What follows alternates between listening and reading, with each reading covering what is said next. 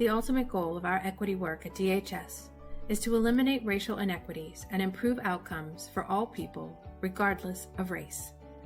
In order to achieve this goal, we need to radically transform the ways in which we work. The first step is to normalize conversations about race. Through this very intentional work, we hope to establish racial equity as a core value at DHS and increase the understanding of key racial equity concepts. In the first video of our two-part series, we will explore the role that government has played in creating and sustaining the racial inequities that we see today.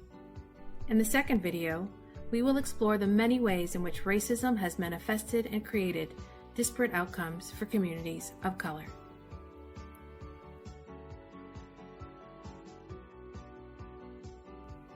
None of us asked to be born into a world where race influences every single indicator for success. Nevertheless, although we are not responsible for history, we are responsible for what happens today and in the future. Racism impacts all of us, and we all have a role to play in ending it. Race and racism are not visible to everyone.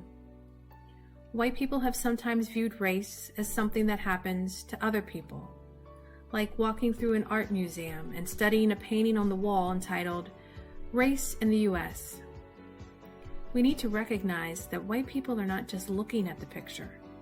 White people are in the picture.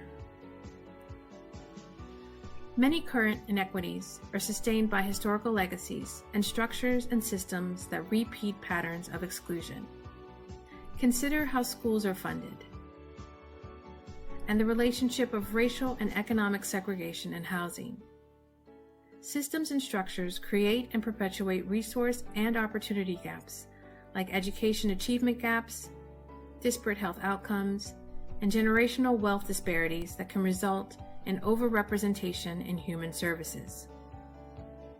Our country has made progress over the last 75 years, but there is still a lot more work to be done. We have not yet achieved a post-racial society. Although there is a strong relationship between race and class, simply talking about class is not enough. By taking an approach that does not explicitly consider race, even our most thoughtful efforts will allow racial inequities to continue. Local and regional government has the ability to implement policy change at multiple levels and across multiple sectors to drive larger systemic change. To understand where we are today, we have to understand the role of our government in our history. The history of government and racism can be told in 3 phases. In the first phase, government was initially explicit in its racial oppression. Biases and beliefs that people are aware of and that operate consciously. They are expressed directly. Government passed and enforced laws that determined who could vote, who could be a citizen, who could own property, who was property, where you could live, who could marry whom, whose military service would be honored, and whose would not. Even with the passage of the 13th, 14th, and 15th constitutional amendments, 19th Amendment, Women's Right to Vote, Brown versus Board of Education, the 1964 Civil Rights Act, the 1965 Voting Rights Act, the Fair Housing Act. Did this occur because government realized they made a mistake? No. This occurred because people came together in mass protests and in tactical coalitions to change the laws in our country. In Phase 2, government racism became implicit. Biases people are usually unaware of and that operate at the subconscious level. Implicit bias is usually expressed indirectly. During this phase, written and unwritten laws, rules, procedures, processes, regulations, and guidelines that govern people help to produce and sustain racial inequities. These racist policies are hiding in plain sight, while the racist ideas that inspired them became harder to see and address as a result of race neutrality or color blindness. Renowned psychologist Beverly Daniel Tatum reminds us that it is important to understand that the systems of advantage is perpetuated when we do not acknowledge its existence. We have learned that in order to sustainably address racial inequities, we can't be race neutral.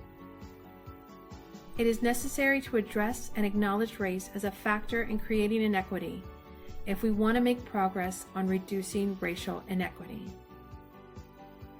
An America that looks away is ignoring not just the sins of the past, but the sins of the present and the certain sins of the future. We are now entering the third phase, where people in government are making efforts to transform from inside. Local government is uniquely positioned to address racial inequities because of our responsibility to all residents in Allegheny County. In order to accomplish this, we have to move beyond seeing racism as individual acts of bigotry and begin to examine our systems that continue to yield inequitable outcomes for communities of color. This examination requires us to confront the racist ideas that created our systems and begin to address the laws, rules, procedures, processes, regulations, and guidelines that govern our work. In order to create change, we need to create space for radical transformation. DHS, with its staff, providers, and community partners, are responsible for leading this transformation. Our theory of change starts with normalizing conversations about race to ensure that we have a shared understanding of racial equity principles, including explicit and implicit bias, institutional and structural racism, power, privilege, and white supremacy. While efforts are being organized across the agency to support these conversations, it is critical that each employee engages in an honest self-reflection in order to understand their position within this struggle. We cannot overemphasize the importance of unlearning some of the inaccuracies that we are taught about race and racism, relearning accurate information, engaging with others about this learning, and taking time for self-reflection. Please visit the Office of Equity and Inclusion's page on the DHS intranet for tools and resources to support this journey. There is no neutrality to be had towards systems of injustice. It is not something you can just opt out of.